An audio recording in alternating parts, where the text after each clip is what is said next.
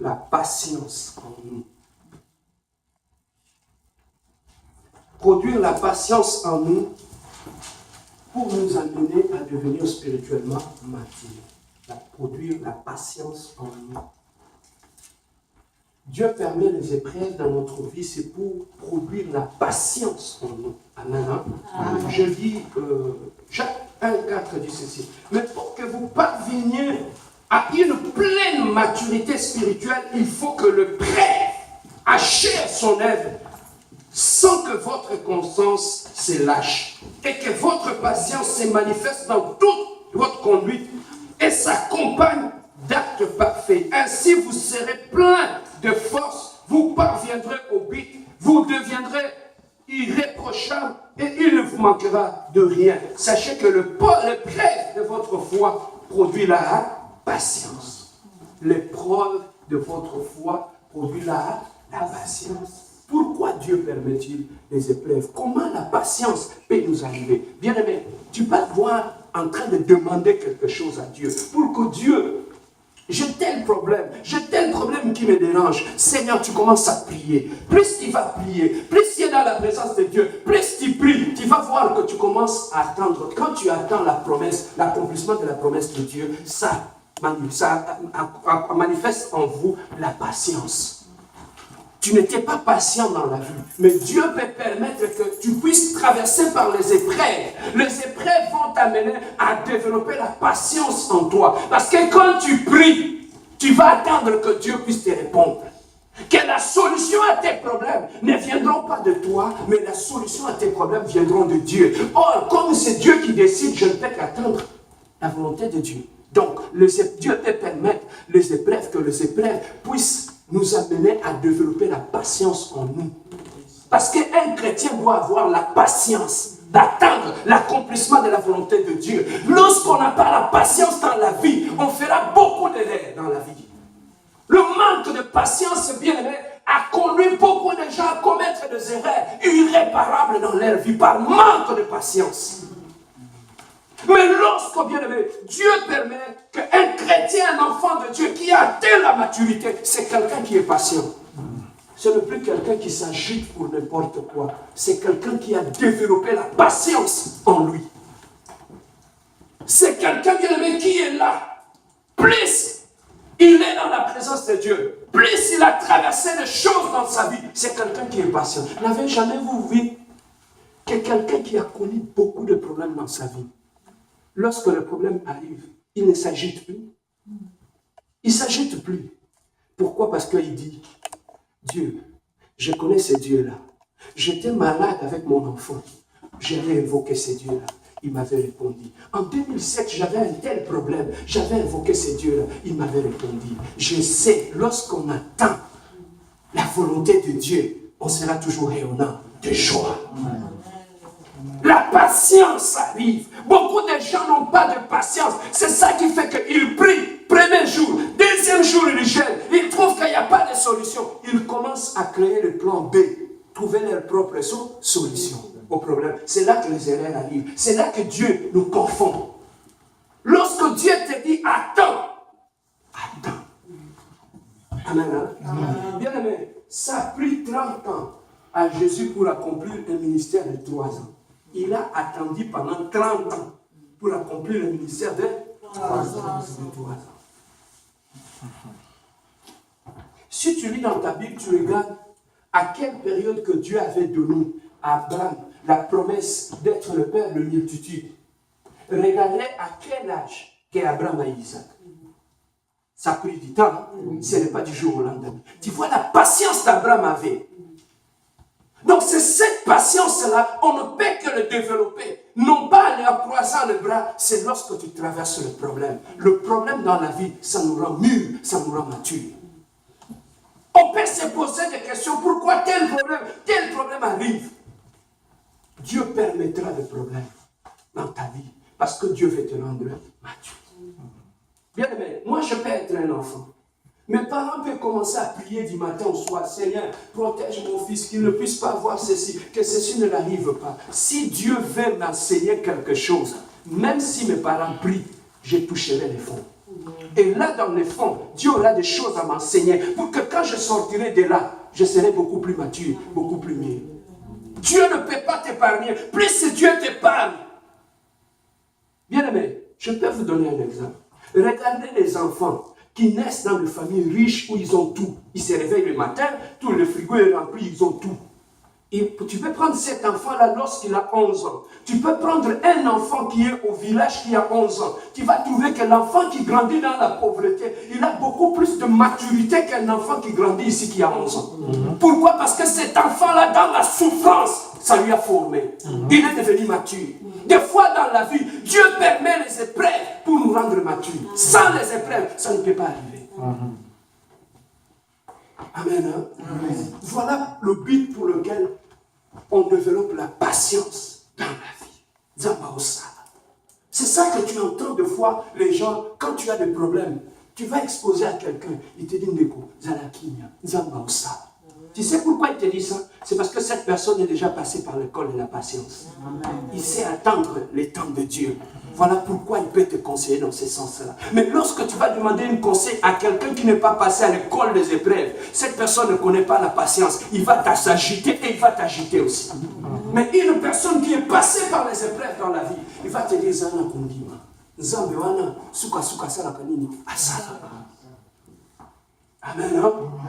Alors, Dieu permet cela pour produire la patience en nous, nous amener dans la maturité.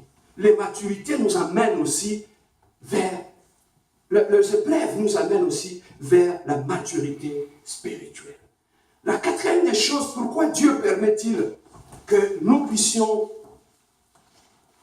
traverser les épreuves? Tu vas lire ça à la maison, 1 Pierre chapitre 1 verset 7. Ayez l'habitude d'écrire. Si un ami est malade à l'hôpital, tu vas aller le voir. Tu vas lui prêcher quoi? Tu as ton cahier de prédication, tu ouvres, tu commences à libérer la parole. Amen. 1 Pierre chapitre 1 verset 7. 1 Pierre chapitre 1 verset 7.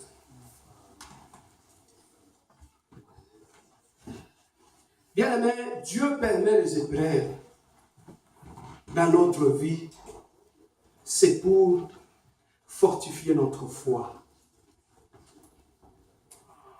Pour fortifier notre foi. Dieu permet les épreuves dans notre vie pour fortifier notre foi. Amen. Hein? Amen. Dieu permet les épreuves dans notre vie pour que notre foi soit fortifiée. 1 Pierre chapitre 1 verset 7 dit ceci: afin que le prêtre de votre foi, plus précieuse que l'or, périssable, qui cependant est éprouvé par le fait, ait pour résultat la louange, la gloire, l'honneur, lorsque Jésus apparaîtra. Donc, au travers des épreuves, on apprend comment adorer Dieu, même lorsqu'on traverse des moments difficiles. Mais lorsqu'au travers des épreuves, notre foi devient beaucoup plus grande. Au travers des épreuves, notre foi devient beaucoup plus stable. Et c'est ça qui fait qu'au travers des épreuves, lorsque nous traversons les épreuves, automatiquement on apprendra à louer Dieu au milieu des épreuves. On apprendra à adorer notre Dieu au milieu des épreuves. Amen. Hein? Amen. Alors, la cinquième des choses, pourquoi Dieu permet-il les épreuves dans notre vie? Ça, on va lire ça dans le psaume chapitre 32, psaume chapitre 38, Jacques chapitre 4, 1 à 10.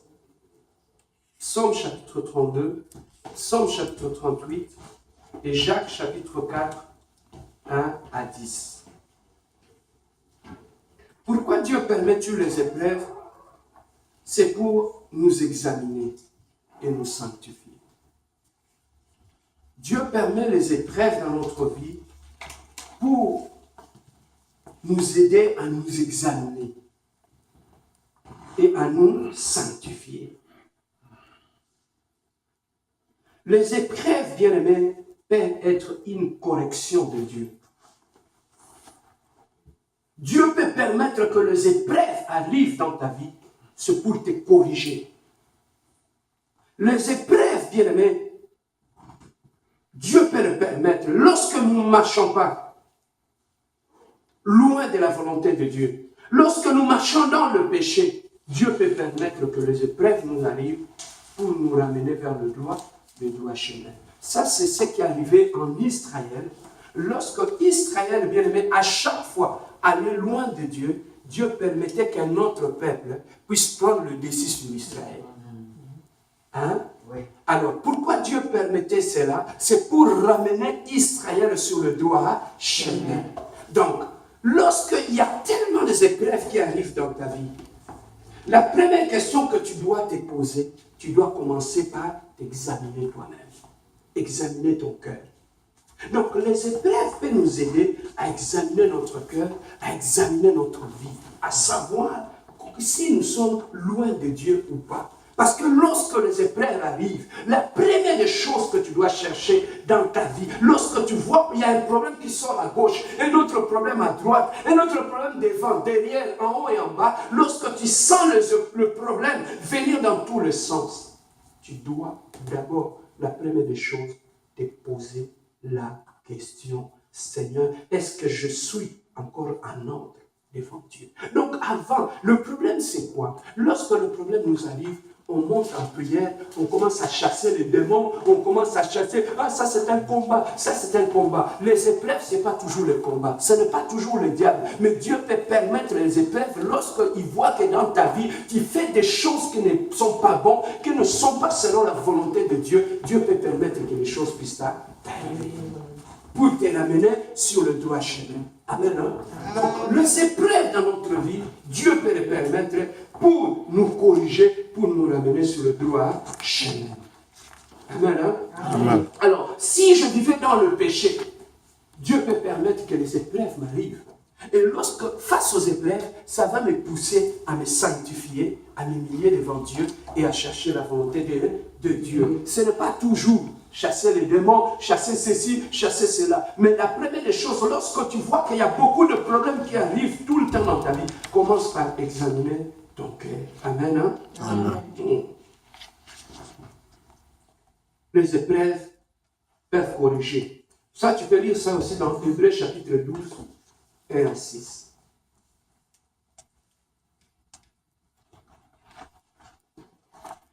Amen. Hein? Amen. Donc, nous voyons aussi l'exemple du fils prodigue. Le fils prodigue, quand il avait pris tout ce qui était à son père, et il est allé, il avait perdu tout ce qu'il avait, tout gaspillé. Automatiquement, il avait commencé à manger avec le porc, avec le cochon. Et quand il avait commencé à manger avec le cochon, ça commençait à lui faire réfléchir. Mais comment moi je suis ici, alors que dans la maison de mon père, on a tout? Tu sais qu'est-ce que ça lui a poussé? Ça lui a poussé à revenir au pied de son père. Et à faire quoi? Et à demander pardon à s'humilier. Mais dis-moi si le fils prodigue, là où il était parti, et que tout était beau, tout était bien, tu penses qu'il allait revenir à la maison de son père? Non. Donc, les épreuves, bien aimés, peuvent nous ramener à l'ordre, nous ramener devant à la maison du Père. Amen. Hein? Amen. Alors, pour terminer, qu'est-ce que encore les épreuves peuvent être? Ça, tu vas lire ça dans Jérémie chapitre 3, verset 18